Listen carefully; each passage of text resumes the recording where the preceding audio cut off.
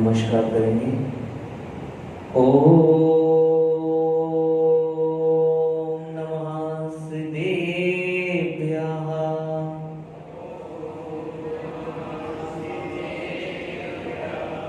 ओम नमः सिद्धेभ्यः।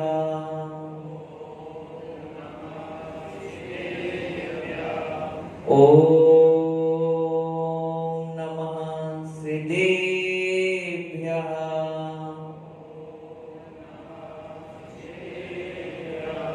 यदर्चा भावेन प्रमुदितमना दुर्धरिः क्षणादात्सि स्वर्गी गुणगण समृद्ध सुखनिधि लभन्ते सद्भक्त्या शिव सुख समाजं किमु तदा महावीर स्वामी नयन पथगामी भवतु मे। महावीर स्वामी नयन पथगामी भवतु मे। महावीर स्वामी नयन पथगामी भवतु मे। गुरुदेव मेरे शीश पर नित आपका ही हाथ हो। जब तक है तन में प्राण नित आपका ही साथ हो। जबलेश देवादिक 4-8 से आदि ब्रह्मा आदिनाथ भगवान की। हम कम हैं लेकिन हम में दम है। तो अपनी ऊर्जा को एकत्रित करते हुए जोरदार जयकारा लगाएंगे। जबलेश देवादिक 4-8 से कल्पतरु शांतिनाथ भगवान की। जबलेश देवादिक 4-8 से चिंतामणि प्रार्थनाथ भगवान की।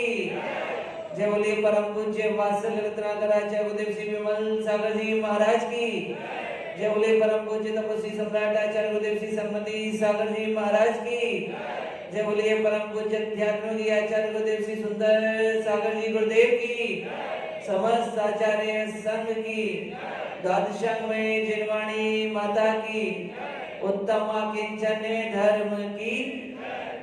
प्रतापगढ़ में विराजमान आचार्य भगवान श्री सुंदर सागर जी महाराज के चरणों में नमोस्तु निवेदित करते हुए समस्त संघ के चरणों में नमोस्तु वंदनामि इच्छा में निवेदित करते हुए अपनी बात प्रारंभ करूंगा।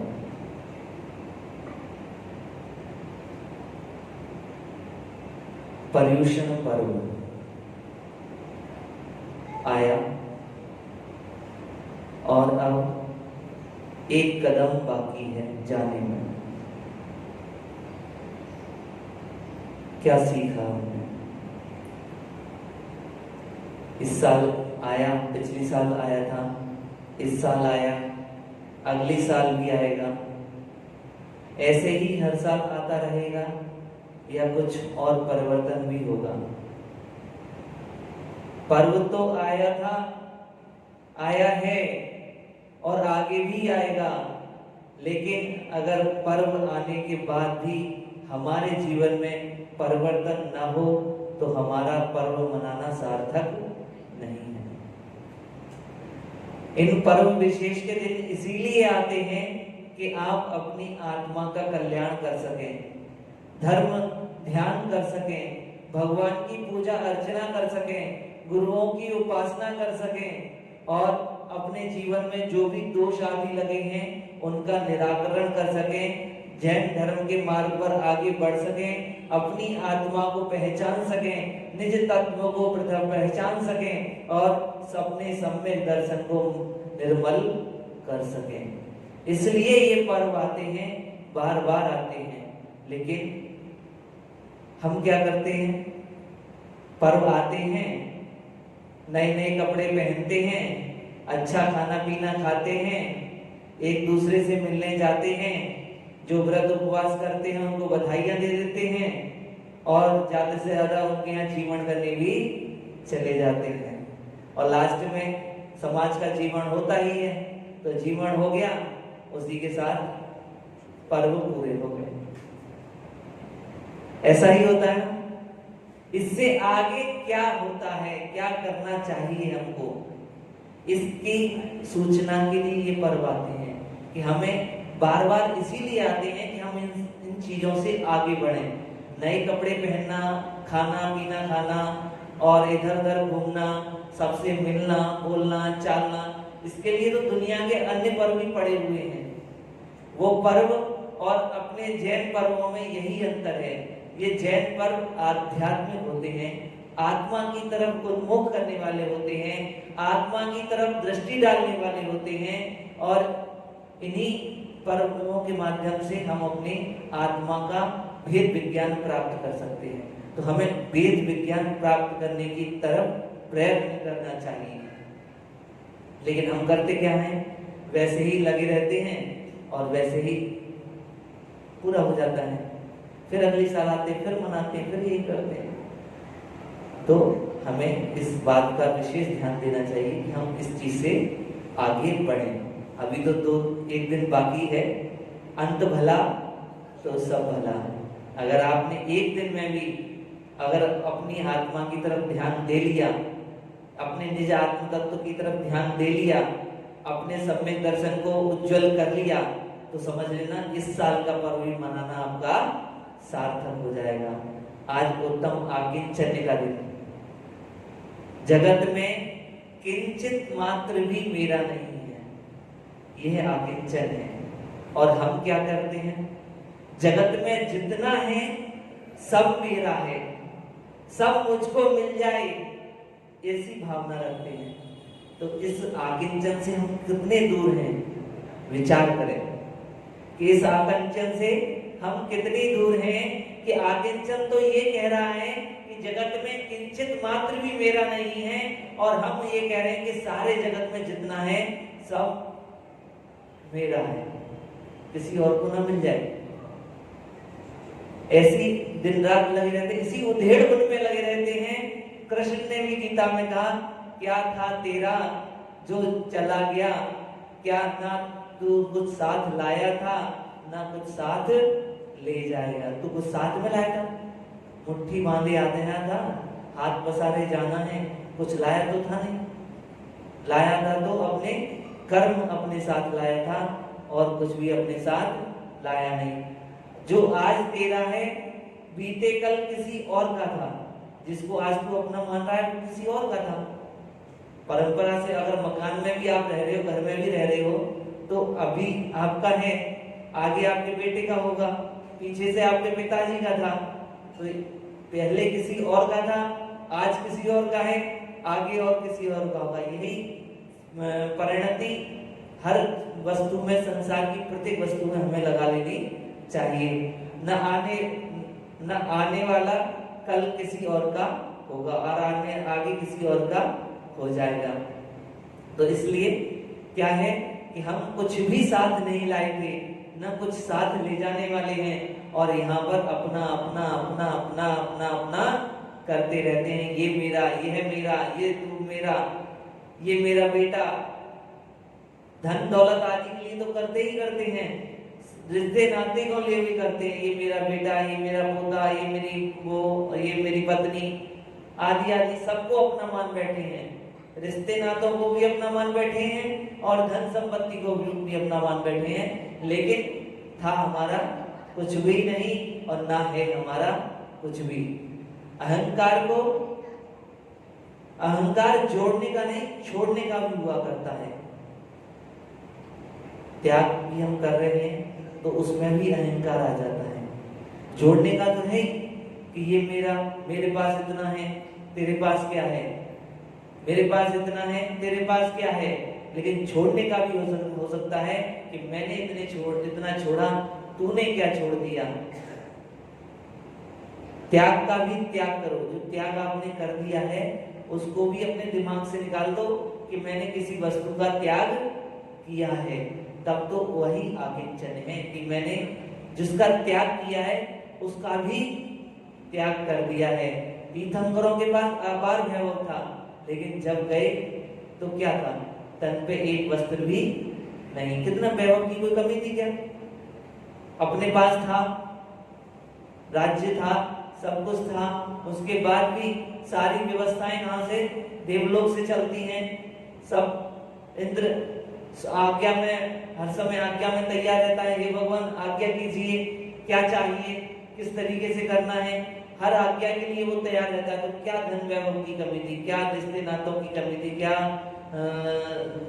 सेना आदि की कुछ कमी नहीं थी, किसी चीज की कोई कमी नहीं थी। और जब छोड़ा तो एक बार में छोड़ दिया। फिर उन्होंने क्या याद किया था वो, क्या मेरा क्या था, क्या मैंने इस चीज का त्याग किया है, उसका भी उन्होंने कुछ भी याद नहीं किया। मेरा मैंने कुछ भी छोड़ा है, मेरा कुछ भी नहीं है, रुपया पैसा धन दौलत कुछ भी मेरा नहीं है, सब छोड़ना ही है। इस धरा का, इस धरा पे सब धरा रह जाएगा, साथ में क्या लाएगा और साथ में क्या ले जाएगा। हमने अपना मान रखा है सब चीज को, अपनी ममत्व बुद्धि हम लगा लेते हैं हर चीज में, अपना है तो कुछ भी नहीं है ना, ममत्व बुद्धि लगा लेते, ममकार कि ये मेरा है, ऐसा सोच बैठे, मान है कुछ भी नहीं अपना। एक बार की बात है, एक सेठ जी ने, उनके पास सूचना आई सेठ जी के पास कि आपकी फैक्ट्री में आग लग गई है। सेठ जी को बड़ा धक्का लगा। सेठ जी दौड़े दौड़े दौड़े दौड़े वहां पहुंचे और छाती पीट कर रोने लगे, हाय मेरी फैक्ट्री में आग लग गई, ये हो गया वो हो गया, करोड़ों का नुकसान हो गया, अब मैं क्या करूंगा, मैं सड़क पे आ गया, मेरा कुछ भी नहीं बचा, सब कुछ मेरा नष्ट हो गया, जल के राख हो गया। इतने में ही बड़ा बेटा कहीं से घूमते घामते वहां, उसके पास भी सूचना पहुंची होगी, तो वो भी आ गया बड़ा बेटा। और बड़े बेटे ने कहा पिताजी से, जो अभी पिता गला फाड़ फाड़ कर रो रहा था, उस फैक्ट्री में अपनत्व स्थापित कर रहा था, उसको अपना मान रहा था, उसके बिना ये सोच रहा था कि मेरा जीवन अब नहीं है, इसमें कुछ भी सार नहीं है, कुछ भी शेष नहीं है, और बेटा ने आके उससे ये कह दिया जरा सा कि इस फैक्ट्री का सौदा तो छोटे भैया ने 2 दिन पहले ही कर दिया था। अब कहाँ गई वो? अब वो बात आ सकती है क्या कि ये फैक्ट्री मेरी कि जल गई, कि मेरा सब कुछ बर्बाद हो गया, मैं सड़क पे आ गया, मैं कहीं का नहीं रहा, मेरा क्या होगा, मेरे बच्चों का क्या होगा, मेरे परिवार का क्या होगा? कुछ बात उसके दिमाग में रही नहीं रही, सब कुछ खत्म हो गया इसके साथ ही। और फिर वो दोनों मिलकर बैठकर वहां से चले गए, फैक्ट्री को छोड़कर चले गए। और जब घर पहुंचते हैं वहां पर छोटा बेटा फिर से मिलता है और वह कहता है, पिताजी वो तो जिसने फैक्ट्री ली थी उसने आज ही फोन कर कर कह दिया कि ये सौदा मैं कैंसिल कर रहा हूं। फिर कोई मोहम्मद तो बुद्धि मांगी। तो अपना मान रखा है हमने, है नहीं। जब मान लेते हैं हम किसी चीज को, अपनत्व स्थापित कर लेते हैं, तो अपनत्व स्थापित करना ही ये हमारे लिए नुकसानदायक हो जाता है। नहीं छोड़ोगे तो मौत छोड़ा देगी। आप अभी यहाँ पे बैठे हो और सब धन संपत्ति को अपना मान रहे हो, सब कुछ समझ रहे हो, और यहाँ से गए, रास्ते में कुछ दुर्घटना हुई तो वो ले जाएगा, कुछ बचेगा क्या उसमें? नहीं छोड़ोगे तो मौत छुड़ा देगी, नहीं छोड़ोगे तो बेटा छुड़ा देगा। इसलिए अपना अपनत्व स्थापित करना बंद करो, जिससे अपना भी कल्याण हो सके। आग मूंदते ही रिश्ते सब टूट जाते हैं, माँ बहन पिछे बीवी बच्चे छूट जाते हैं। कौन है अपना इस जगत में? कोई भी अपना नहीं। सारा खेल खुली आंखों का है। जिस दिन आंख बंद हुई तो फिर कुछ अपना नहीं है। सपने देखते हैं ना लोग, आप भी सपने देखते होंगे, सब लोग देखते हो ना सपने? हाँ, इंद्रवदन जी सपने देखते हो, आते हैं? तो एक सपना वो होता है जो खुली आंखों से देखा जाता है, और एक सपना वो होता है जो बंद आंखों से देखा जाता है। खुली आंखों से भी देखा जाने वाला सपना है, और बंद आंखों से भी जाने वाला सपना है। अंतर इतना ही है कि खुली आंखों से देखा जाने वाला सपना आंख बंद होते टूट जाता है, और बंद आंखों से देखा जाने वाला सपना आंख खुलते ही टूट जाता है।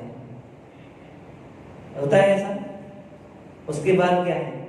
कुछ नहीं, जहां थे वही है, वहीं रहना है, कोई भी अंतर आने वाला नहीं है। आप अकेला अवतरे, मरे अकेला होए, या कहूँ इस जीव का साथी सदा न होए। ऐसी पंक्तियों से हमारी जिनवाणी माँ भरी पड़ी है। तमाम पंक्तियां दी हैं, एकत्व की, अन्यत्व की, संसार की, सारी उसमें पंक्तियां दी हुई हैं। लेकिन हम क्या करते हैं? पढ़ते हैं और बंद करके रख देते हैं। कभी उसको अपनाने का प्रयास नहीं करते, अपने अंदर उतारने का प्रयास नहीं करते। अगर उसे अपनाने का, अंदर उतारने का हम प्रयास करें तो फिर हमें इन धर्मों से, इन दिनों से जो लाभ मिलना चाहिए वो जरूर मिल सकता है। हम मकान आदि में हम रहते हैं, मकान में हम रह रहे हैं, लेकिन वो अपना नहीं है। अगर उसको मान लें तो एक दिन तो निकलना ही। मुनिराज भी रहते हैं, बसत गांव में रहते हैं, कभी मानते हैं क्या वो अपनी बसत गांव है? एक बार की बात है, एक राजा मुनिराज के दर्शन के लिए गया और मुनिराज ध्यान में बैठे हुए थे।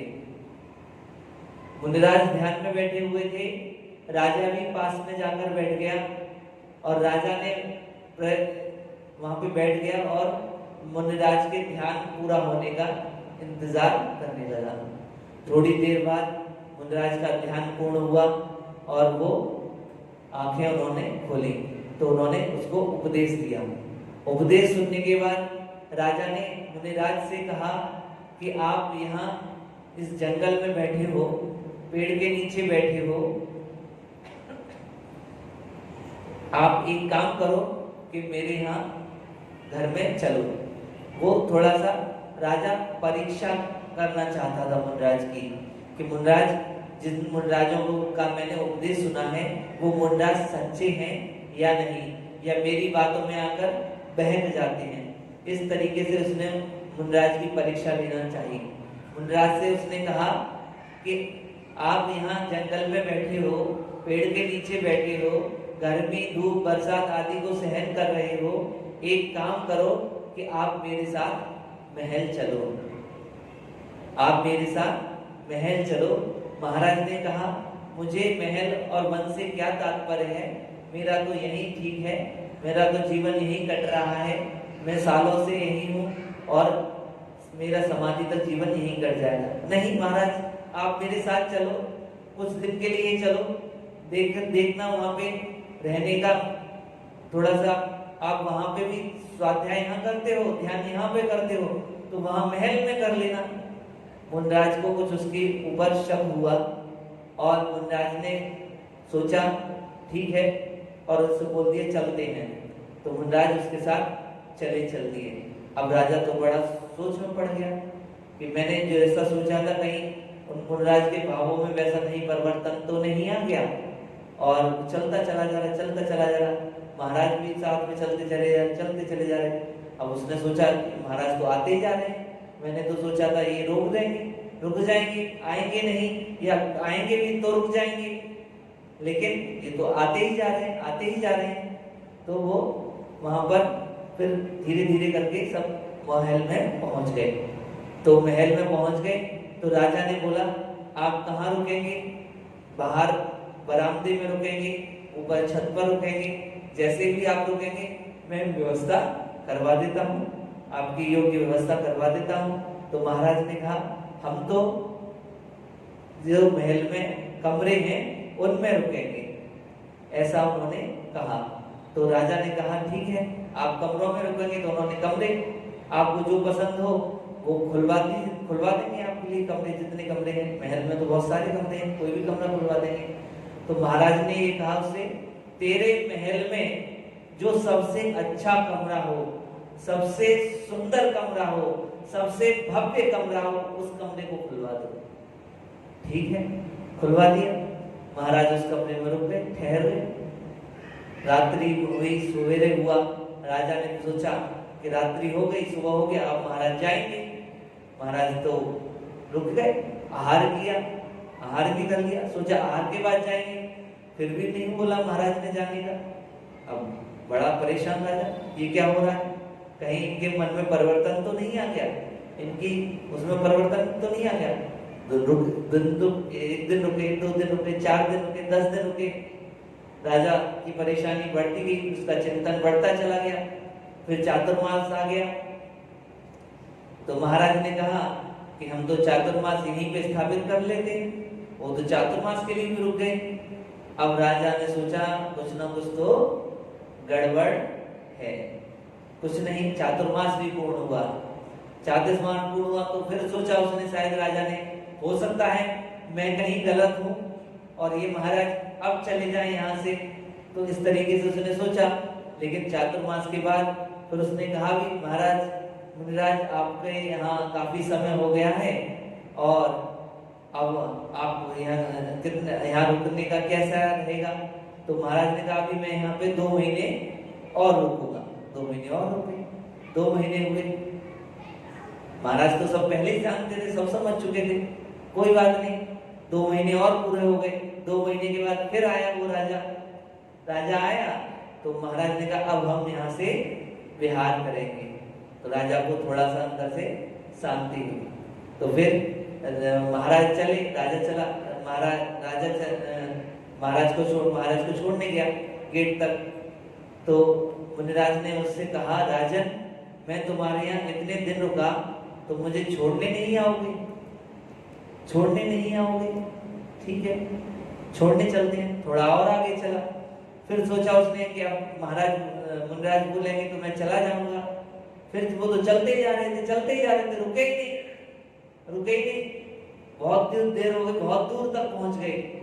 अब राजा परेशान कि महल इतना पीछे रह गया और महाराज तो रुक ही नहीं रहे, चलते ही जा रहे हैं, कहाँ ले जाएंगे मुझको। फिर आगे जाकर एक जगह पर मुनिराज शिला पर विराजमान हो गए।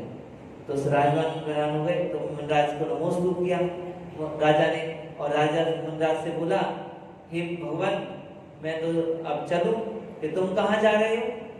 कि मैं अपने महल में। अरे महल में, यहाँ कहाँ महल है, तुम तो यहाँ रुको मेरे साथ, इतने दिन मैं तुम्हारे साथ रहा और तुम मेरे साथ रुको। तो राजा परेशान हो गया। राजा ने बोला, महाराज मैं यहाँ रुक जाऊंगा तो राजकाज कौन संभालेगा, राजा का कार्य है राज कार्य संभालना, और मैं वहां यहाँ रुक जाऊंगा तो उससे कौन संभालेगा, वहां कौन देखेगा, सारा मामला अस्त व्यस्त हो जाएगा, प्रजा परेशान हो जाएगी, चाहूं और हाहाकार हो जाएगा। तो महाराज ने उससे कहा, राजन यही फर्क है, मैं महल में रहते हुए भी वन में था और तू वन में रहते हुए भी महल में है। यानी समझ रहा है, यानी कि जो मुनिराज थे वो तो महल में रहते हुए भी वन में थे, पहले भी वन में थे, बाद में भी वन में थे, और जब निकले तो भी वन में आ गए, और वो राजा वन में आकर भी महलों को ही याद कर रहा था। तो कहाँ अपना है, कुछ अपना नहीं, ये तो दुनिया रैन बसेरा है, 2 दिन का रैन बसेरा है, यहीं आना है और यहीं पे जाना है। आज उत्तम आकिंचन के पूजा में पंडित ध्यानंद राज ने कहा, परिग्रह 24 भेद त्याग करें मुनिराज जी। परिग्रह के 24 भेद हुए और 14 बहिरंग 10 अंतरंग, इस प्रकार से 14 अंतरंग और 10 बहिरंग परिग्रह उन्होंने बताए। त्याग करें मुनिराज जी, मुनिराज जी उसका त्याग करते हैं। तृष्णा भाव उच्छेद, तृष्णा का भाव छोड़ते हैं। उत्तम आकिंचन गुण जानो, परिग्रह चिंता दुखी मानो। उत्तम आकिंचन गुण को जानिए और परिग्रह की चिंता को दुखी मानिए, परिग्रह की चिंता मत कीजिए। फांस तनकसी तन में साले, चाह लंगोटी की दुख वाले। जो छोटी सी फांस भी होती है, जब वो लग जाती है तो वो हमें परेशान करती है। तो एक लंगोटी भी अगर हमने पहन रखी, एक लंगोटी के भर भी हमारे पास परिग्रह है, तो हमारे लिए कितना परेशान करने वाला होगा। भाले न समता सुख कभी नर बिना मुनि मुद्रा में। जो नर नर हैं भाले न समता, जो नर हैं मनुष्य हैं वो समता भाव धारण करते हैं, बिना बिना मुनि मुद्रा के समता भाव धारण नहीं कर सकते। धनी नगन पर तन नगन ठाड़े, धन्य है वो मुनिराज जो नगन खड़े रहते हैं, सुर असुर पायन पर, और सुर असुर उनके पैरों में शीश झुकाते हैं। जिन्होंने अपना सर्वस्व त्याग कर दिया है, सब परिग्रह को छोड़ दिया है, अंतरंग बहिरंग सब प्रकार के परिग्रहों का त्याग कर दिया है, ऐसे मुनिराज को देव और सुर असुर सब जाके उनके पैरों में शीश झुकाते हैं। घर माही तिसना जो घटावे, रुच नहीं संसार सो। घर में रहकर जो अपना तृष्णा भाव घटा देते हैं, अपने अंदर की जो तृष्णा है उसको कम कर लेते हैं, क्योंकि अगर वो उस मार्ग पर नहीं आ पा रहे हैं, रुच नहीं संसार सो, संसार से में रुचि भी कम कर लेते हैं। धन बुरा हो भला कहिए, वह बुरा धन भी उनके लिए भला हो जाता है। लीन पर उपकार, तो अगर वो पर के काम में आ जाता है, पर के यूज में आ जाता है, तो वो धन भी भला कहा गया है। अगर आप संपूर्ण परिग्रह का त्याग करके मुनिराज नहीं बन सकते हैं, तो घर में रहकर भी दान आदि के माध्यम से अपने परिग्रह को कम करता रहना चाहिए और उसमें ममत्व की भाव नहीं रखना चाहिए।